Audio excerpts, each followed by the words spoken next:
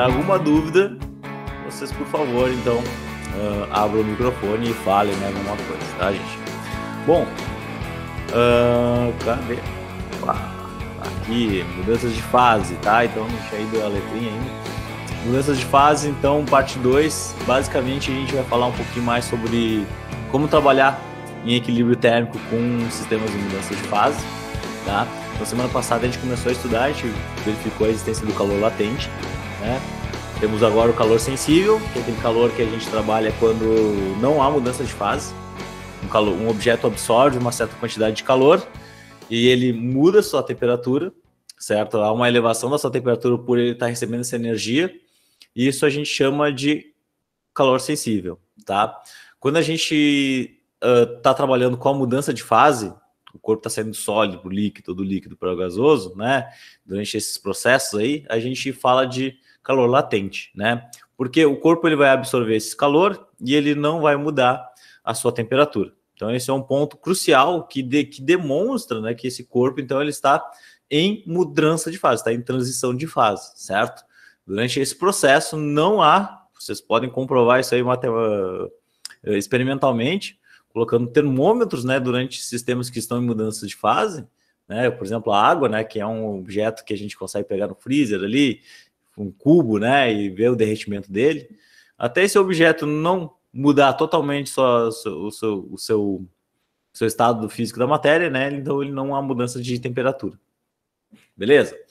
Bom, como sempre, eu vou começar a aula fazendo então uma breve contextualização do que a gente já fez, né? Eu vou falar agora também de alguns aspectos que são importantes, são inerentes da mudança de fase, tá? E que serão muito mais abordados por nós na termodinâmica, tá? Que é quando a gente vai pegar esses efeitos da termologia e vai utilizar eles para realizar trabalho, né? O que é realizar trabalho? É gastar energia para executar uma função, certo?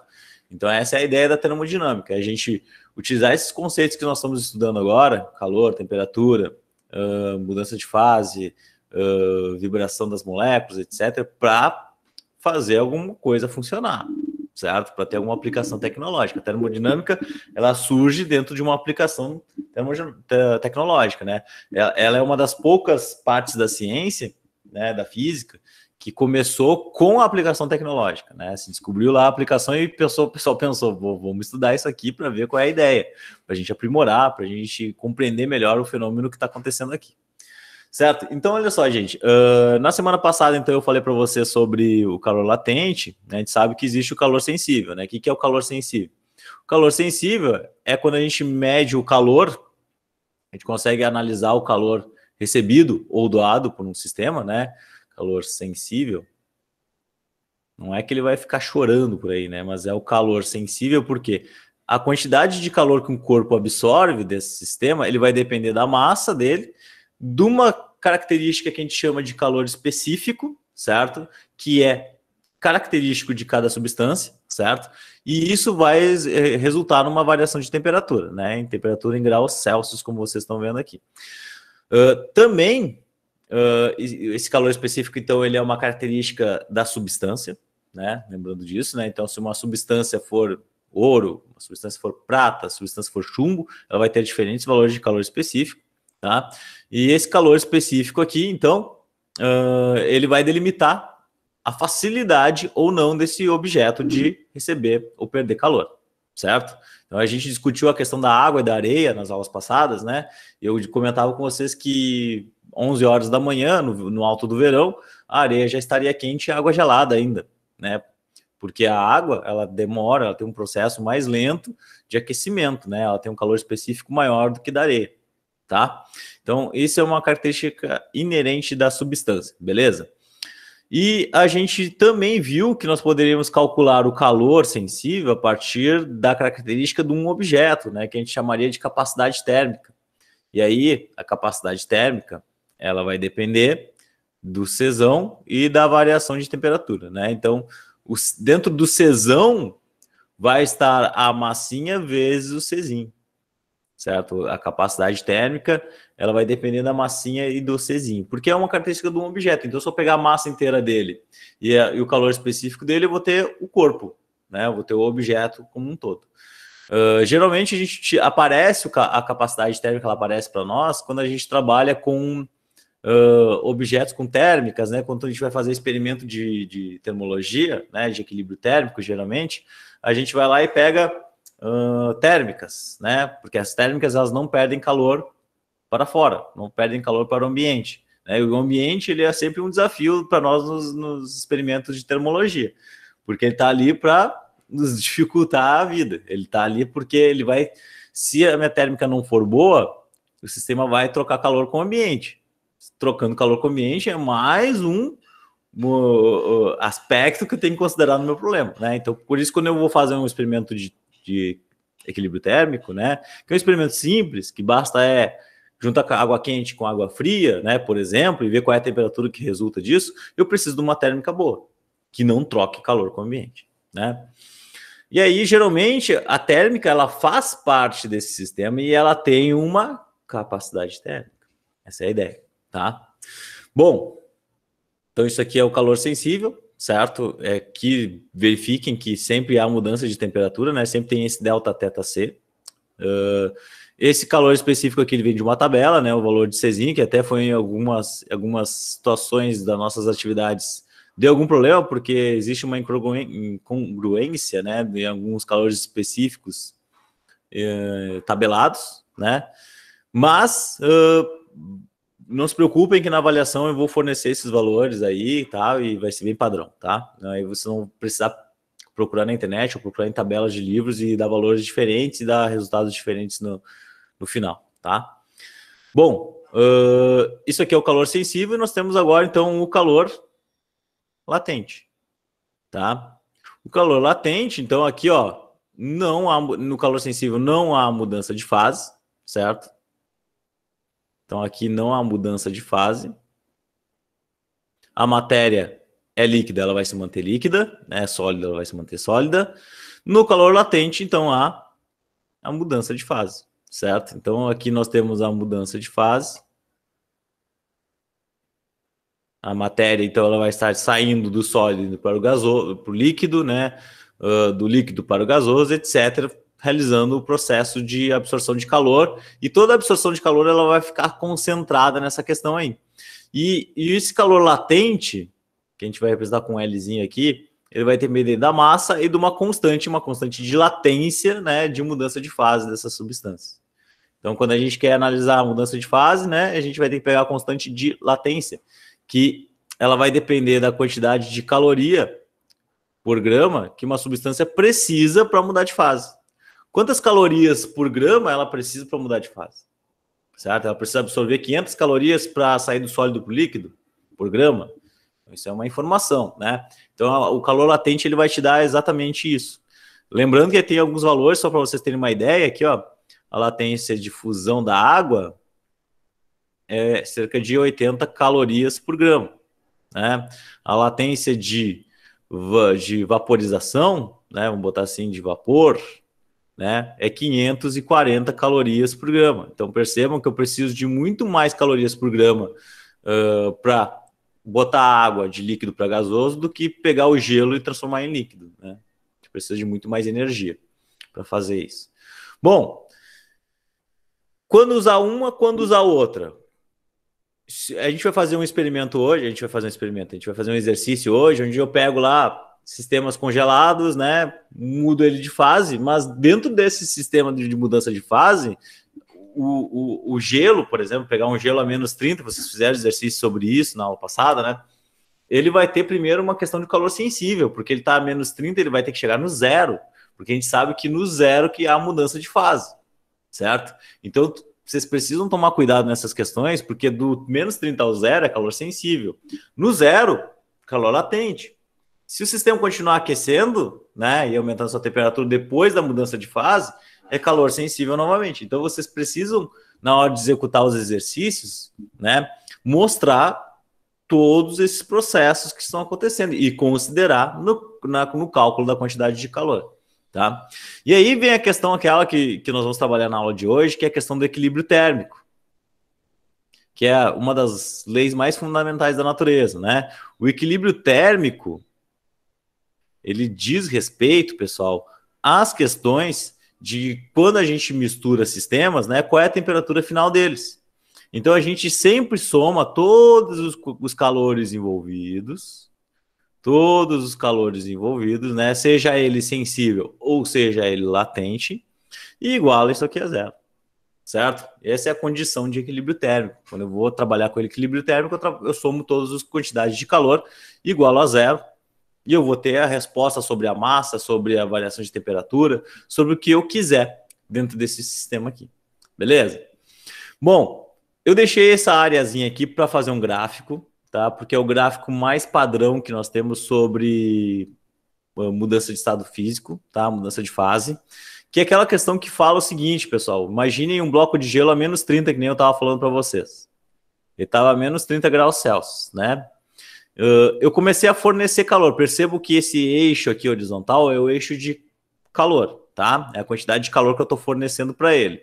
Bom, se eu aumentar a quantidade de calor que eu forneço para ele, ele vai aumentar a sua temperatura. Tendência normal dos corpos, né? Eu estou fornecendo energia, a vibração das moléculas aumenta. Se a vibração aumenta, nós começamos a aumentar a temperatura. Então, a cara do gráfico, inicialmente, ela tem esse aspecto. Aumentei a quantidade de calor fornecida, aumentei a temperatura, até chegar ao zero para a água, né? Lembrando que nós estamos falando em água, que a gente sabe que a água em 0 graus ela muda de estado físico da matéria. Se eu estiver falando do álcool, é outra temperatura, né? É outra temperatura. A água, então, quando ela chega no zero, ela vai começar a mudar o estado físico da matéria dela. Ela vai passar de sólido para líquido. Então, eu vou continuar fornecendo calor. Só que vejam só, não haverá mudança de fase. Não haverá mudança de fase. Então, nesse processo aqui, nós estamos tendo mudança de fase. Beleza? E aí depois eu vou lá e vou jogar água a 40 graus, por exemplo, vou aquecer ela a 40 graus Celsius positivo. Então, o que vai acontecer? Eu vou traçar uma linha aqui para ficar bonitinho. O sistema vai mudar a fase, ficou líquido, beleza, né? Então, ele vai começar novamente... Ao fornecer calor para o sistema, ele vai começar a aumentar novamente a sua temperatura. Então, essa é a cara do gráfico padrão de uma mudança de estado físico da matéria, né? Onde eu estou fornecendo calor e dentro desse meio termo, aqui dentro desse processo, há uma mudança de estado físico. Percebo que aqui, se eu fosse analisar, nós temos 3 tipos de calor. Ó. Nós temos o calor sensível aqui de gelo, nós temos o calor latente aqui, ó, de mudança de fase, e nós temos o calor sensível novamente, só que agora para a água no estado líquido, certo? Quais são os cuidados que nós deveríamos ter se nós quiséssemos saber, por exemplo, aqui, ó, calcular o calor total do sistema? Nós calcularíamos calor sensível de gelo, calor latente, mais a quantidade de calor sensível para líquido, né? Vou botar S de líquido ali. E aqui S de gelo. Então, um Gzinho, tá? Então, percebam que eu teria que considerar todos esses calores, né? Qual é a diferença do calor sensível de gelo e o calor sensível do líquido? O calor específico, o Czinho. O Czinho de gelo é 0,5, né? Calorias gramas graus Celsius, porque quando o sistema está em estados físicos diferentes, ele vai ter também características diferentes de como ele absorve esse calor. Então, quando ele está no gelo, ele absorve muito mais fácil o calor, né? De quando ele está no líquido. Quando ele está no estado líquido, o calor específico é aquele valor padrão, 1 caloria grama Celsius, tá? Então, esse é um pequeno resuminho, pessoal, sobre calor. Percebam que a gente só falou de calor aqui, calor sensível e calor latente, tá? Não entrei aqui ainda, por exemplo, sobre o nosso conteúdo, né? Não falei sobre temperatura, mudanças de escalas termométricas, né? E nem falei aqui também sobre dilatação, que também é parte do nosso conteúdo. Bom, dito isto, vamos falar agora sobre as novidades, né? As novidades da aula de hoje. O que nós temos de novidade? Tá? Esse slidezinho é inclusive da aula passada, né? Nós temos aí ó, os valores de calor latente. Percebo que eu falo ali, ó, a temperatura de fusão e solidificação depende da substância e da pressão externa. Olha só, nessa frase aqui, nós temos uma questão importante. Depende da pressão externa. A pressão externa, ela exerce uma influência extremamente importante no ponto de fusão. A água, sob diferentes pressões, ela vai ter diferentes valores para fazer a fusão. É isso que essa frase está falando. Se nós estamos aqui, ó, Ijuí, Santo Augusto, né, 3 de Maio, sei lá, as 3 cidadezinhas aqui na volta, né, que nós não estamos na serra, né, a altitude aqui é quase nível do mar, então aqui nós estamos sob uma pressão de 1 atm. Então a gente sabe que em 1 atm, 1 atmosfera, né, a gente tem uma pressão padrão e a ponto de fusão da água é 0. Não muda. Agora, se eu for para outros lugares onde a pressão modifica, por exemplo, vou lá para o pico do Everest, né, o pico mais longe, mais alto do mundo, né, certamente a pressão vai fazer com que a água, né, fique no estado sólido, né, e faça a fusão em temperaturas diferentes. É isso que a gente vai analisar aqui agora. Durante a fusão, solidificação mantida a pressão externa, a temperatura permanece constante, tá ok? Isso aqui se mantém a pressão externa constante, né? Mantendo-se constante a pressão externa por unidade de massa, a substância absorve determinada quantidade de calor durante a fusão e libera uma quantidade igual. Bom, isso aqui é o que a gente já sabia, né? Que eu já comentei na aula passada. Para fazer a fusão, eu absorvo lá 80 calorias por grama. Para fazer a solidificação, eu sou água, eu quero transformar em sólido a água, né? O que eu faço? Eu vou lá e também retiro 80 calorias por grama, né? O mesmo valor de água, de fusão, certo? Para realizar o processo de solidificação, tá? Então é a mesma quantidade de energia que eu preciso fornecer para fazer a fusão, para fazer a solidificação. Bom, beleza. Daí vem esse gráfico aqui. Esse gráfico aqui, vamos ver se a gente consegue entender, tá? Percebam que isso aqui é para substâncias que aumentam de volume ao passar pelo processo de fusão. Isso aqui é o normal da maioria das substâncias. A maioria das substâncias, aumentar a temperatura, né, o que a gente imagina, ela aumenta o volume. Por que ela aumenta o volume? Porque a vibração das moléculas aumenta e tal, etc. Aquela historinha que a gente já vinha falando, tá? Percebam aqui, então, que nós temos um gráfico, uma linha vermelha, e dentro dessa linha vermelha, a gente vai dizer o seguinte: deste lado aqui da linha é líquido. O objeto, o sistema está líquido, tá? Deste outro lado aqui, ele está sólido.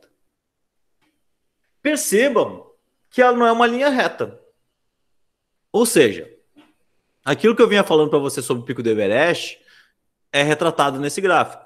Conforme a pressão varia, a pressão externa muda, né? A temperatura pelo qual o objeto faz a fusão ou faz a solidificação, ele modifica, certo?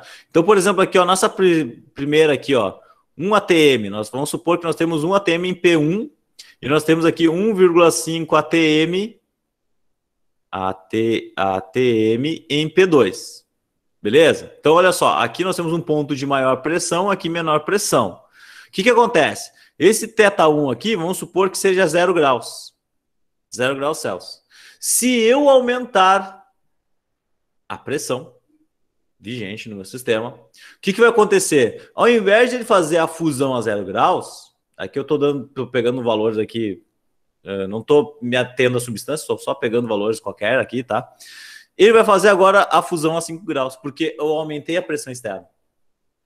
Isso aqui é o que acontece com a maioria das substâncias, né? Ao aumentar a pressão externa, né, a substância, ao invés de estar fazendo no seu padrão, que é 0 graus, a fusão, ela vai estar fazendo a 5 graus. Eu aumentei a temperatura porque eu aumentei a pressão.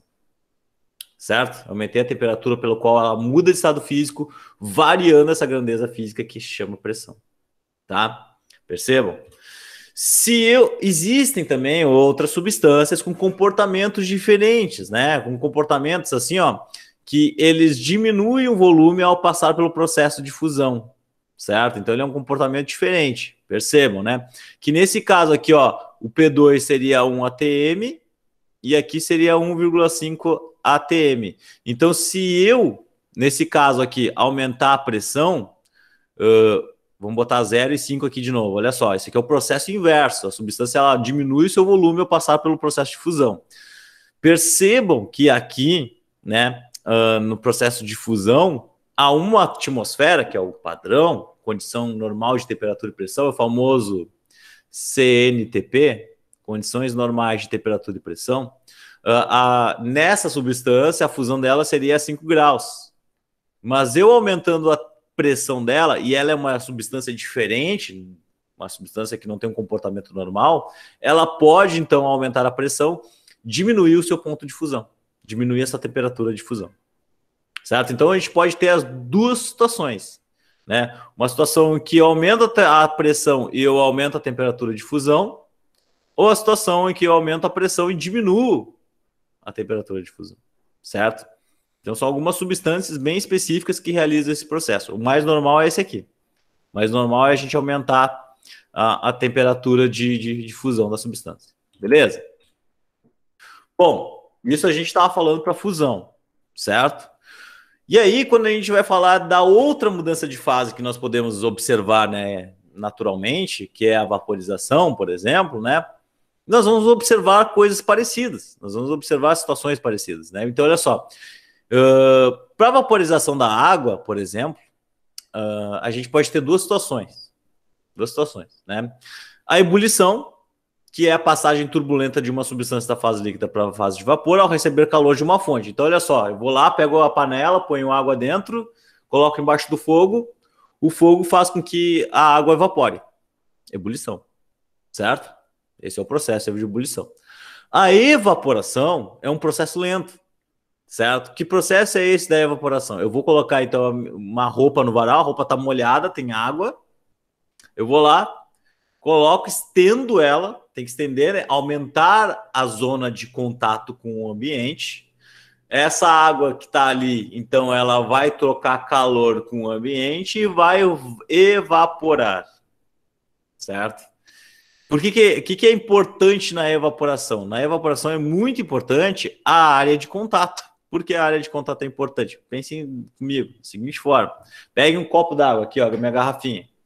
Se eu pegar minha garrafinha e deixar ela aqui, ó, com a tampa aberta, deixar em cima da minha mesa e esquecer ela aqui por um mês, certo? Vamos botar um valor menor, uma semana, tá? A água que está aqui dentro, ela está em contato com o ambiente, ela vai evaporar. Perfeito? Ela vai evaporar. Um processo muito lento, certo? Agora, se eu pegar a água e derramar em cima da minha mesa, em 5 horas a água está evaporada. Por quê? Por quê? Porque eu aumentei a área de contato. E a área de contato vai facilitar a troca de calor com o ambiente. Por isso que a mãe de vocês tem sempre a razão, né? Por que a mãe de vocês tem sempre a razão? Quando ela diz para vocês não deixarem a toalha, né, embolada em cima da cama. Por quê? Não vai evaporar, vai ficar a toalha molhada, tu vai te secar, vai estar aquele negócio nojento, né? Tu não vai te secar uma toalha seca, vai te secar uma toalha molhada, né?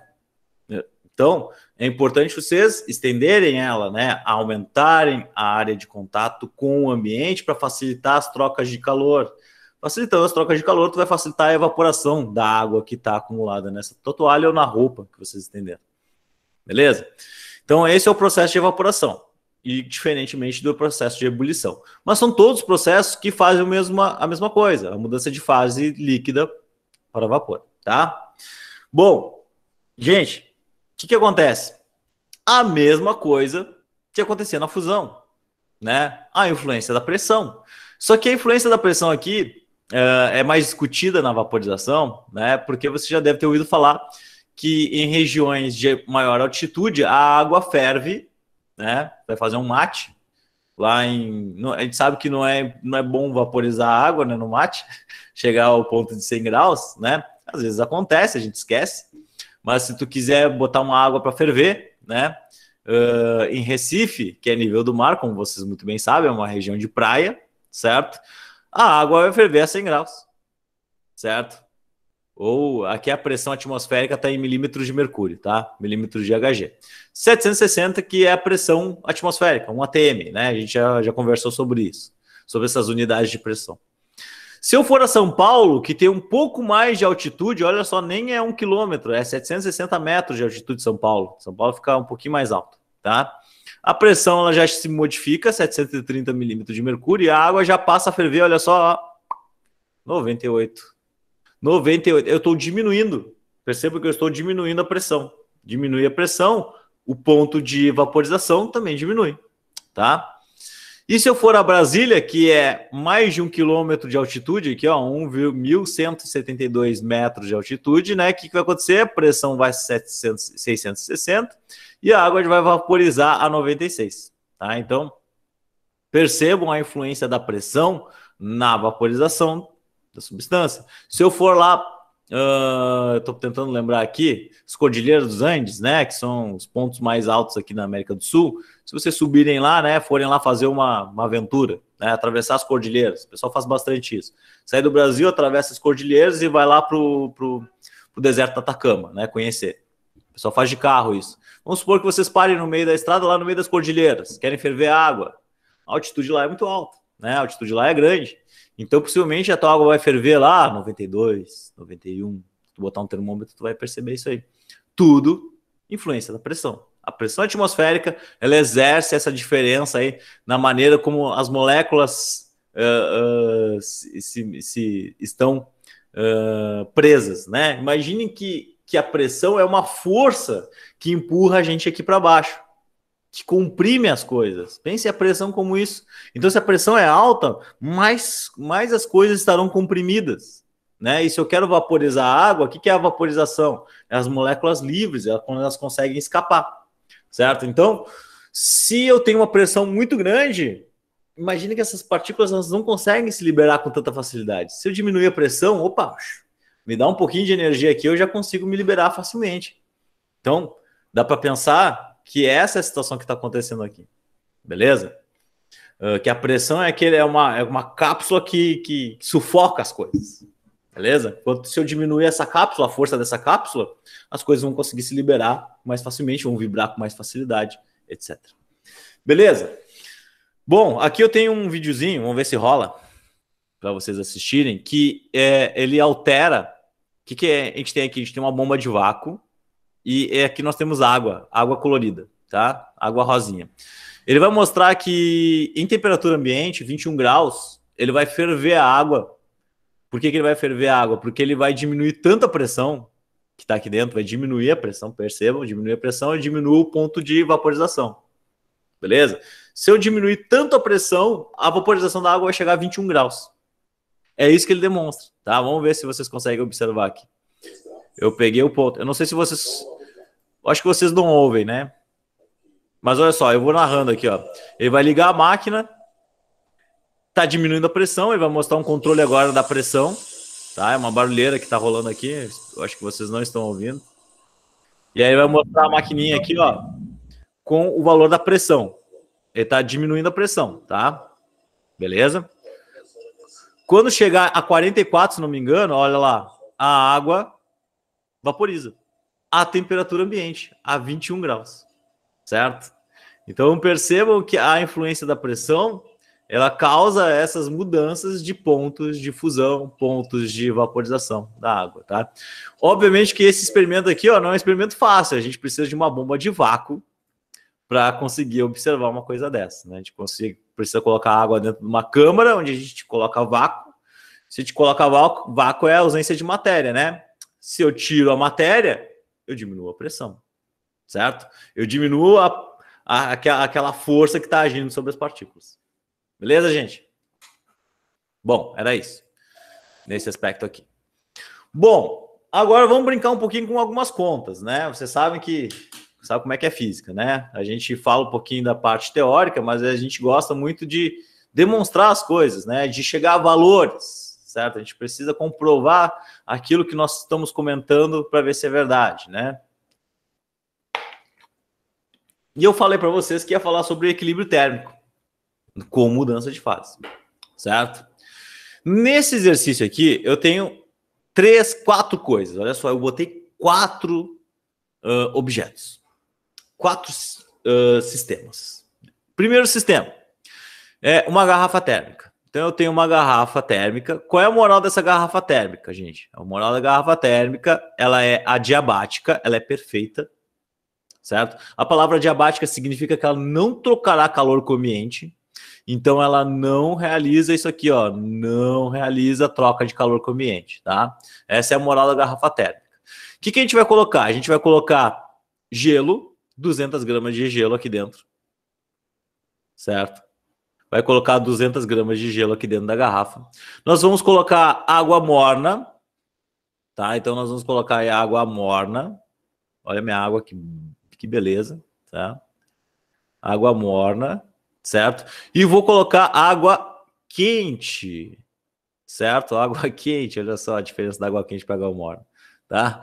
Água quente e água morna aqui dentro da garrafa, tá? Beleza? Vou botar as três coisas dentro, mais a garrafa. O que vai acontecer, gente? O que a gente imagina? Olha só, tô botando água quente a 80 graus, tô botando água morna a 21 graus e tô colocando cubo de gelo. O que eu sei? O que eu já sei que vai acontecer? Aquele cubo vai derreter, né? É meio que lógico, né? Então, no final, eu vou ter água, vai chegar ao equilíbrio térmico, todo mundo vai chegar ao equilíbrio térmico, inclusive a garrafa térmica, certo? Na sua parte interna. E ela vai chegar ao equilíbrio térmico numa determinada temperatura. Eu quero saber que temperatura final é essa do equilíbrio. Para fazer esse exercício aqui, que a gente já fez coisas parecidas, você sabe que eu tenho que usar a condição de equilíbrio térmico, né? E a condição de equilíbrio térmico me diz que eu vou ter que calcular aqui o calor sensível do gelo, mais o calor latente de fusão desse gelo, perfeito. Olha só, estou falando só do gelo por enquanto, hein?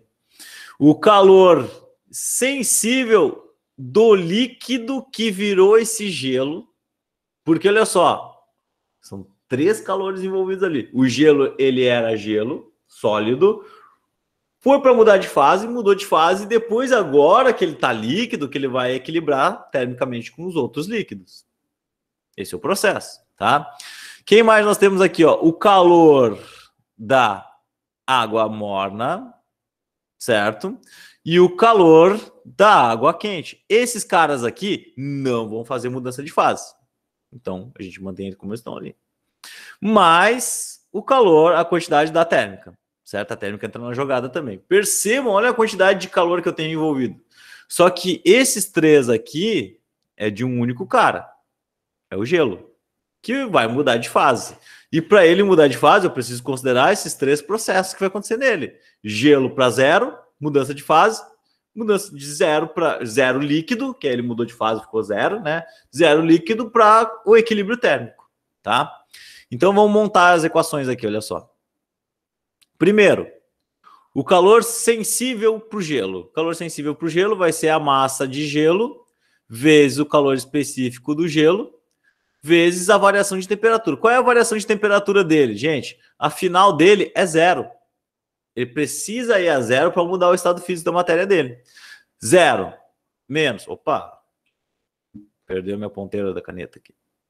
Zero menos a temperatura inicial dele, certo? Porque eu tenho que destacar aqui que nós temos menos 5, tá? Mais a massa de gelo vezes o calor latente de fusão, certo? Que é aqueles 80 calorias por grama que a gente trabalhou. Mais a massa de gelo, que já estará líquida, vou escrever massa de gelo para vocês não confundirem, tá? Vezes o calor específico de água agora, que é 1, certo? Vezes a temperatura final, que é a temperatura de equilíbrio térmico, menos 0, que é a temperatura inicial dele. Olha só, isso aqui é só para o gelo. Agora vamos para a água morna. Mais a massa de água morna, vezes o calor específico da água, vezes a temperatura final. Qual é a temperatura inicial dele? 21. Vezes 21. Mais a massa de água quente, vezes C. Alguém quer falar alguma coisa? Menos 80. Alguém quer falar? Alguém abriu o microfone? Não? Mas, ó, a térmica, gente, o que eu tenho da térmica? Da térmica eu tenho a capacidade térmica, certo? Então aqui a capacidade térmica vai ser o Czão vezes a temperatura final menos os 21 graus. E isso tudo aqui igual a zero, tá? Montei. Olha só, substitui todos os calores envolvidos, tá? Vamos colocar os valorzinhos deles agora, tá, gente? Primeiro, a massa de gelo, 200 gramas. O calor específico do gelo, vocês têm na última aula, é 0,5, tá? Se vocês não lembrarem, Tá lá na última aula. 0,5. Aqui temos 0 menos menos 5. Menos menos 5 é 5. Certo? Fica só 5. Mais a massa de gelo, 200, vezes os 80, que é a latência de fusão, aquele valor que é uma constante, né? Mais a massa de gelo, 200, vezes... Ele virou líquido, certo? Agora ele é líquido, e eu tenho que considerar esse calor que foi envolvido.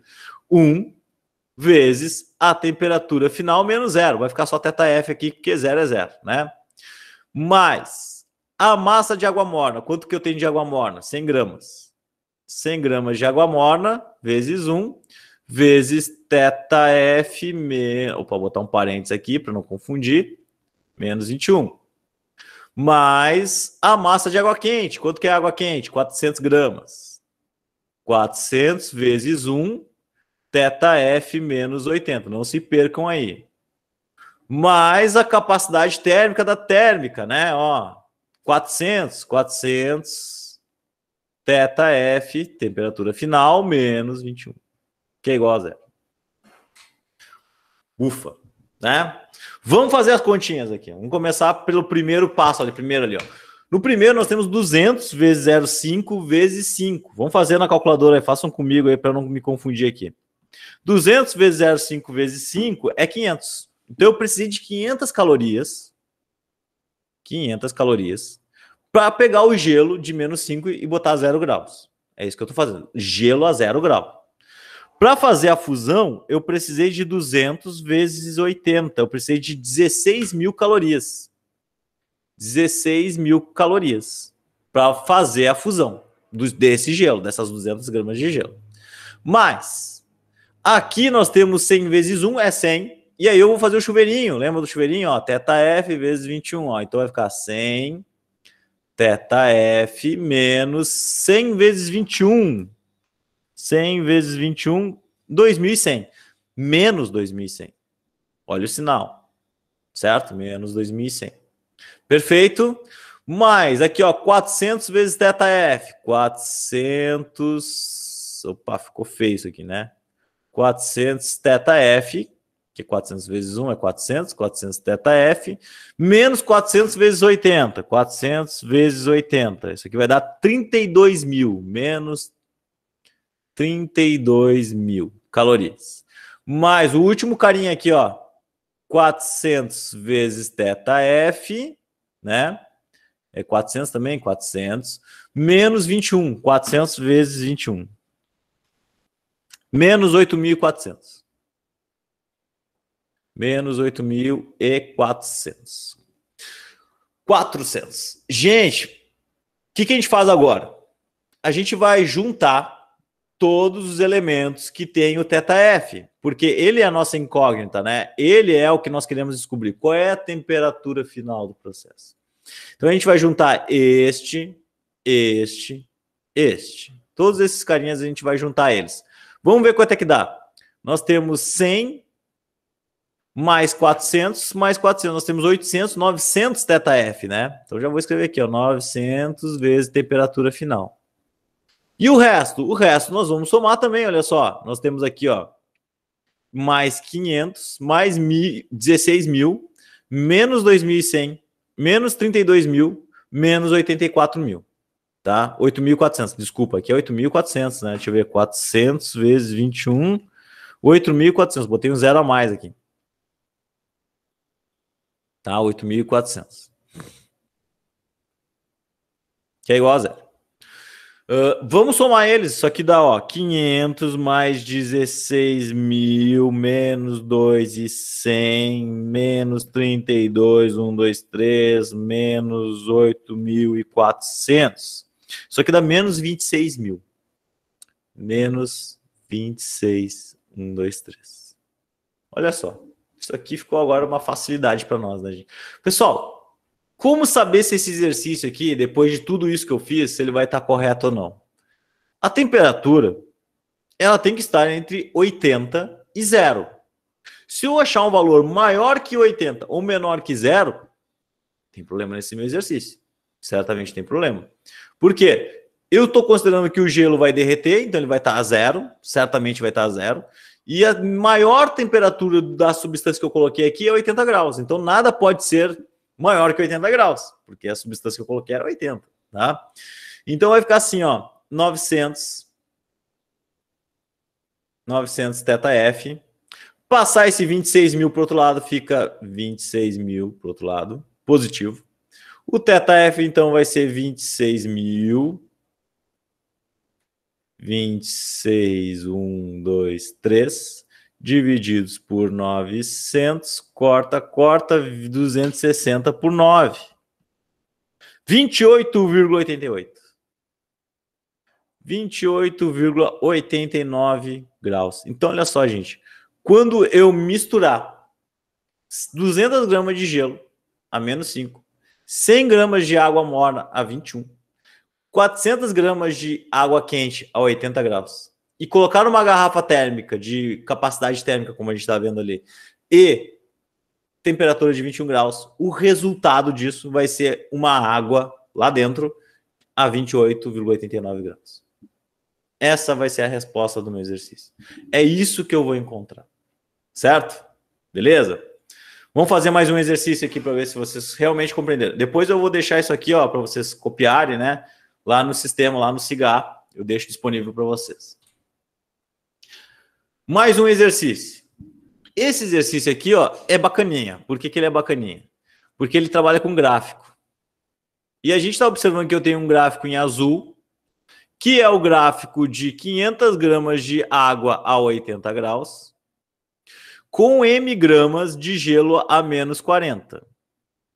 M gramas, eu não sei quantas gramas é, tá? Percebam, certo? Percebam que aqui no gráfico nós temos valores de temperatura e nós temos tempo em minutos, tá? Beleza?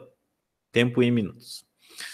É isso que esse gráfico está mostrando, diferente daqueles que eu fiz anteriormente, que era calor por temperatura. Esse aqui é tempo em minutos e temperatura, tá?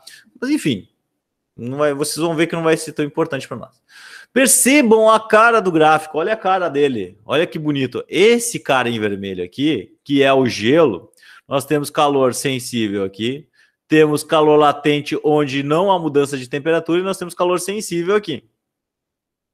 Esse gelo está ganhando energia, está aumentando sua temperatura. Percebam o que acontece com a água quente. Ela vai ser só calor sensível da água quente, botar da água quente aqui, porque ele só diminui essa temperatura, ele está chegando no quê? No equilíbrio térmico, gente. Está chegando no bendito do equilíbrio térmico. E a primeira pergunta é, qual é a temperatura de equilíbrio térmico? Gente, é só ver onde os pontos convergem. Onde é que convergiu ali, ó? As duas substâncias pararam e igualaram, acabou o gráfico, em 50. Então, essa é a temperatura de equilíbrio térmico. Esse é o meu valor, 50 graus Celsius. Ele pergunta na letra B qual é o valor da massa de gelo para isso acontecer. Como é que a gente faz? Condição de equilíbrio térmico. Vamos aplicar a condição de equilíbrio térmico entre essas duas substâncias, né? E a gente vai verificar qual é a massa de gelo. Muito simples, olha só, gente. Calor sensível do gelo, mais o calor da latência, de a mudança de fase, mais o calor sensível da água líquida agora, certo? Desse gelo líquido, mais o calor da água quente. Só tenho água quente agora. Isso aqui é igual a zero. Não tem térmica, não tem nada, ele não fala nada disso. Então é só esses elementos que tem aqui. Vamos fazer aqui, ó. No gelo, massa, que é o que eu quero descobrir, vezes 0,5, que é o calor específico, certo? Calor específico, vezes a variação de temperatura. Qual é a variação de temperatura do gelo? A temperatura final dele é 0. A temperatura inicial dele é menos 40. Então, ó, menos 40. Mas, qual é o calor de latência? É a massinha vezes 80. Perfeito? Percebo que eu não estou colocando a massa dele, porque eu não sei. Realmente não sei. Mas, a massa dele, porque ele virou líquido, esse gelo virou líquido, né? A gente percebe que ele virou líquido aqui, olha só, pelo gráfico. Massa vezes 1 vezes qual é a temperatura final que ele chega? Ah, a temperatura de equilíbrio é 50, eu tenho essa informação. 50 menos 0. Percebam que agora a minha incógnita não é a temperatura final, é a massa de gelo.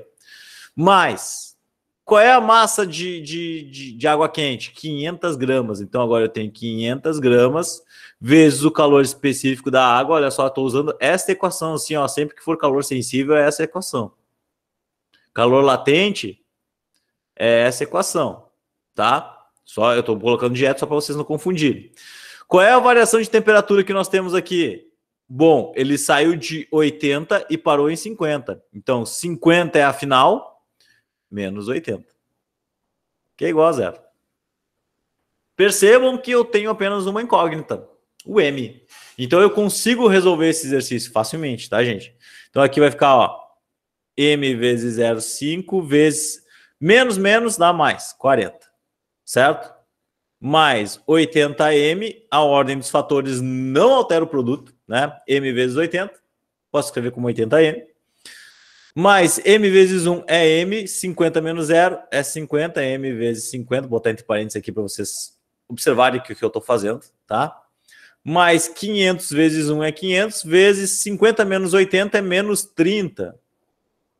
Obedece o sinal, tá? Não perde o sinal no meio do caminho. 0,5 vezes 40 é 20, né?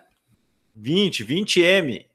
Então, nós temos 20M mais 80M mais 50M mais 500 vezes 30, 15 mil. 500 vezes 30, 15 mil, menos 15 mil, né? Olha o sinal ali, não te esquece.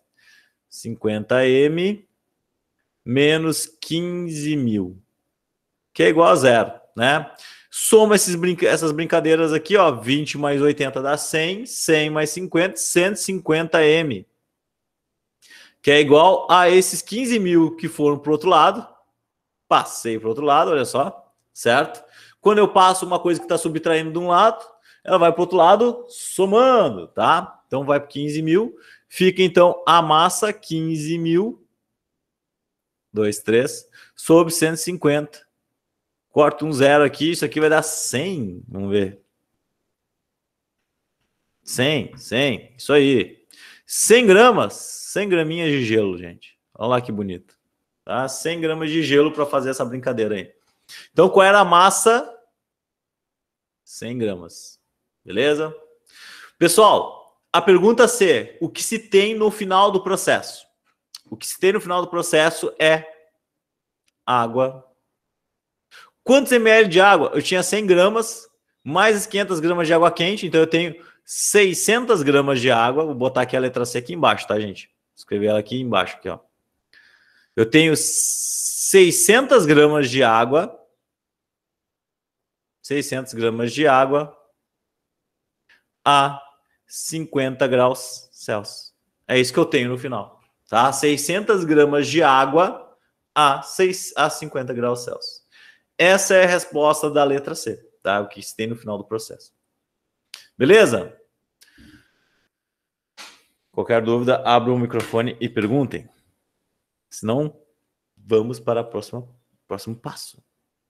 Diagramas de fase. Bom, pessoal, olha só. O que nós temos aqui? O diagrama de fase é uma maneira da gente representar uma substância. Cada substância vai ter o seu diagrama de fase, tá? Aqui eu tenho duas substâncias diferentes e seus diagramas de fase diferentes, tá? Porque o diagrama de fase, ele apresenta uma relação de pressão por temperatura, para a gente analisar onde estão e como estará essa substância, em qual fase ela estará, de acordo com a pressão e com a temperatura que ela tem. De acordo com a pressão e com a temperatura que ela está, ela vai estar em uma fase específica. Por exemplo, aqui, ó, neste ponto A, que vocês estão vendo aqui, com esta pressão e com esta temperatura, a substância está no ponto sólido, certo? Se eu aumentar a temperatura, ela vai passar para o estado líquido. Ó, veja que seguindo o pointer aqui, ó, eu vou manter a pressão constante e vou aumentar a temperatura. Ela vai para o estado líquido. Se eu continuar aumentando a temperatura, ela vai para o estado de vapor. Percebam que eu posso fazer um processo aqui que é sair da ressublimação. né? Quer sair do sólido para o vapor. O que eu preciso para fazer isso? Ó? Imagine que eu estou no ponto A e eu diminuo a pressão. Mantenho a temperatura constante. Se eu diminuir a pressão, eu vou cair no estado de vapor. Então ele vai fazer uma ressublimação aqui, ó. Desculpa, gente, vai fazer uma sublimação, tá? Ressublimação é do vapor para o sólido. Do sólido para o vapor é a sublimação. Então, olha só, essa substância, ao diminuir a pressão, ela faz uma sublimação, como vocês estão vendo ali. Pela análise do diagrama de fase dela, tá?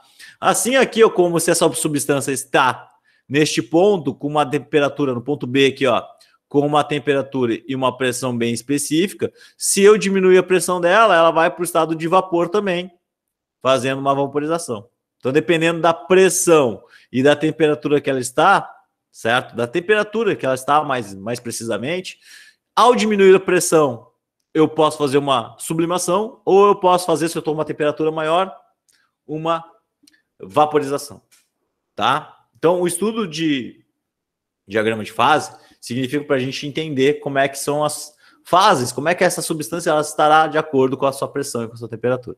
Aqui nós temos outra substância, olha só, onde o seu diagrama de fase tem um formato diferente, tá?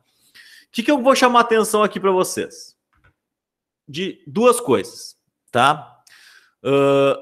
Esse aqui é um diagrama de fase um pouco mais completo, tá?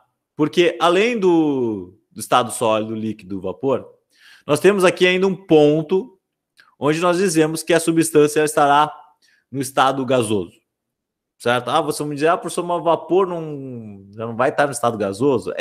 Tá, ok. Mas existe uma nomenclatura bem específica para quando a substância está no estado gasoso, que é quando essa substância ela tem altas temperaturas, certo?